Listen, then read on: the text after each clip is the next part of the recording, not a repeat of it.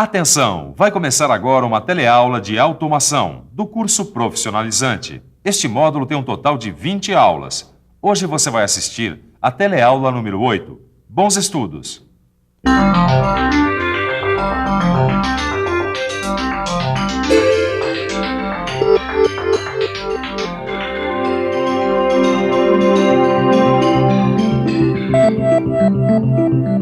A eletricidade é muito importante para a automação. Os motores elétricos, os sensores, as bombas hidráulicas e os compressores pneumáticos precisam dela para funcionar.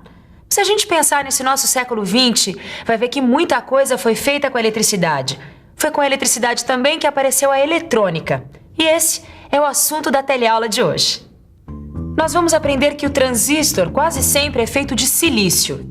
Também vamos ver que ele é constituído por camadas com cargas positivas P e negativas N.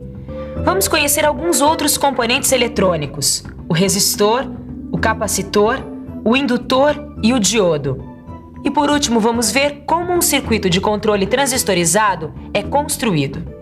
Muitos aparelhos foram construídos com a eletrônica. É só a gente olhar em volta para perceber. Aqui na televisão, então, quase tudo tem eletrônica. Mas não é só na televisão, não. E é isso que a gente vai ver hoje.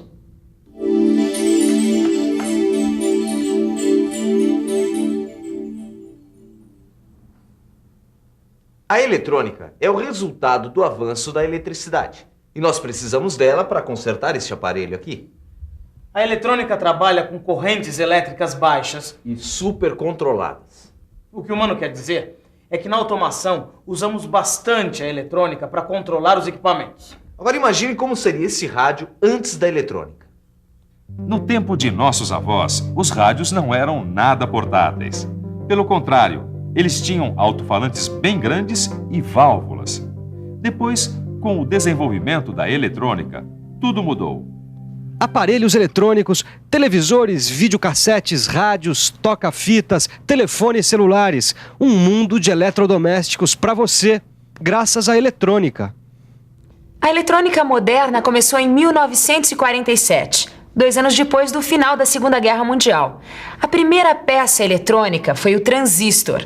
O transistor tem 3 camadas, quase sempre elas são feitas de silício.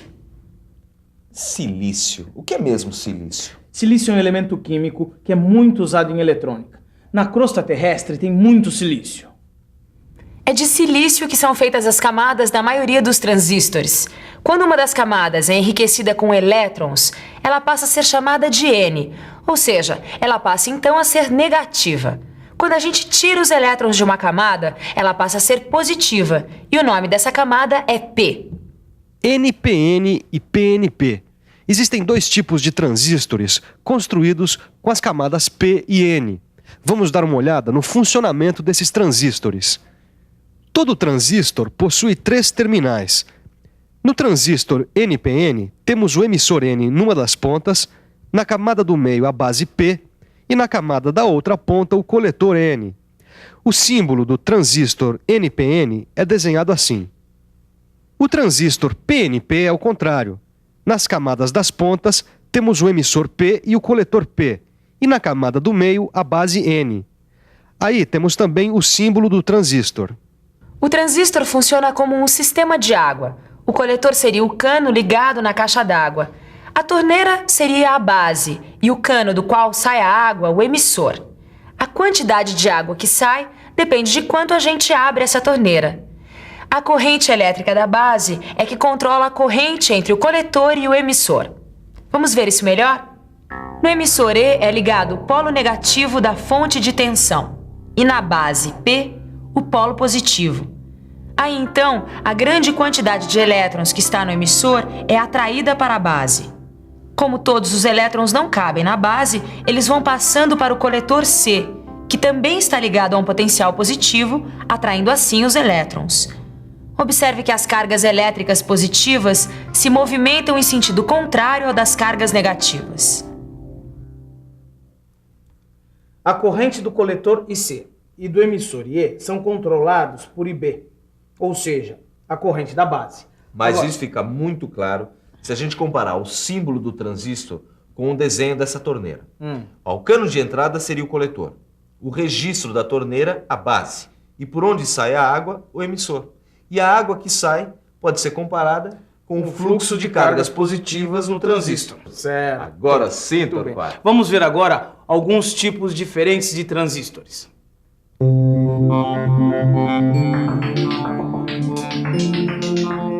Existem vários tipos de transistores, e com a utilização deles foi possível fazer muitos aparelhos eletrônicos diferentes. O transistor está em todas. Ele é uma peça muito importante da eletrônica. Realmente, esse nosso amigo transistor é muito importante. Tem um monte deles aqui dentro. E aqui nós temos um resistor. Vamos ver como ele funciona. O resistor tem 2 terminais. O corpo do resistor pode ser feito de carbono, como esse aqui, ou ainda com película metálica.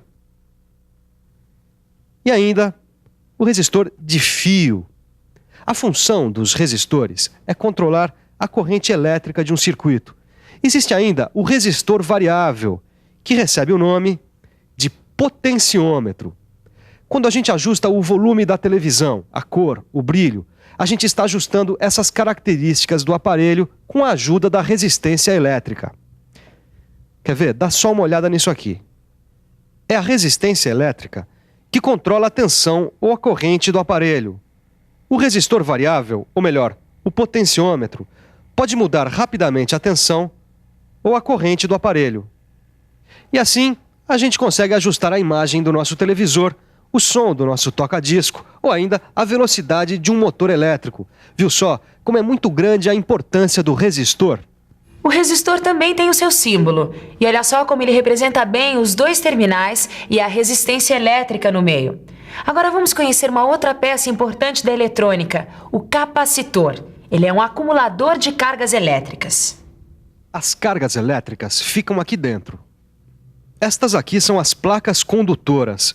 Elas também são chamadas de armaduras. Este material isolante aqui é o dielétrico. O capacitor serve para acumular cargas elétricas.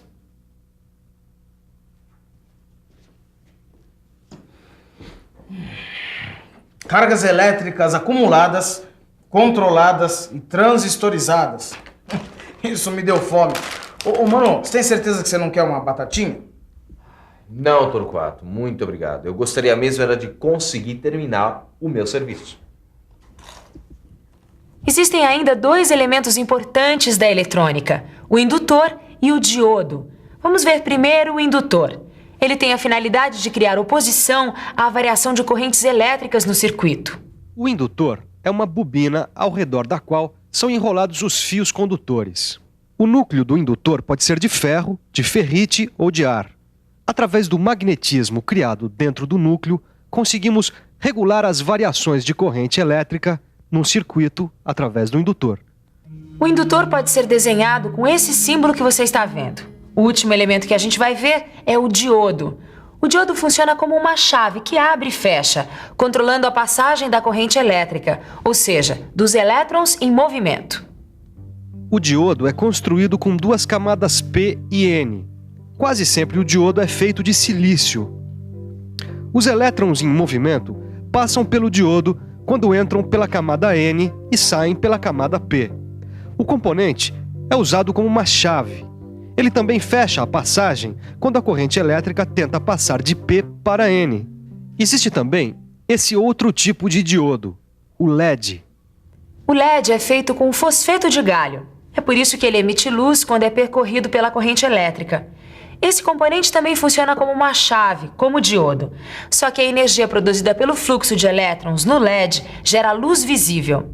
Para completar, vamos ver alguns desses componentes em um circuito de controle transistorizado para um motor de corrente contínua de baixa potência.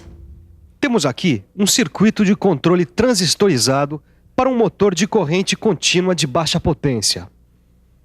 Quando esta chave está aberta, não tem corrente na base do transistor.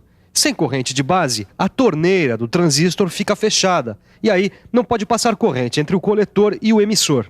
O motor então não funciona, fica parado. Aí, quando a chave é acionada, a corrente de base começa a existir. Os resistores controlam a corrente de base e a corrente entre o coletor e o emissor do transistor. Quanto maior é a corrente de base, maior é a corrente entre o coletor e o emissor. Também, maior é a corrente do motor, como observamos quando variamos o potenciômetro. O motor tem sua velocidade controlada com esse circuito. Quando a gente muda a resistência do potenciômetro, o R2 do desenho, a gente está mudando a corrente de base do transistor, aumentando ou diminuindo a potência do motor. Depois de aumentar a potência do seu conhecimento de automação, o melhor é revisar, para depois não diminuir o aprendizado. E atenção, se liga aí que é hora da revisão. Na teleaula de hoje, você ficou conhecendo um pouco do mundo da eletrônica. Você também aprendeu quais são os componentes eletrônicos mais importantes e quais são seus símbolos. E você também viu como é que funciona um circuito de controle transistorizado. Pronto, finalizei esse trabalho. Até que não era tão difícil assim, né? Como a nossa teleaula. Mas você tem que estudar bastante, porque senão vai ser difícil lembrar de tudo. Estudar é muito importante, é o que nós vamos fazer agora, porque ele acabou de comer essa batata. Não! Para com isso, Para. diga isso.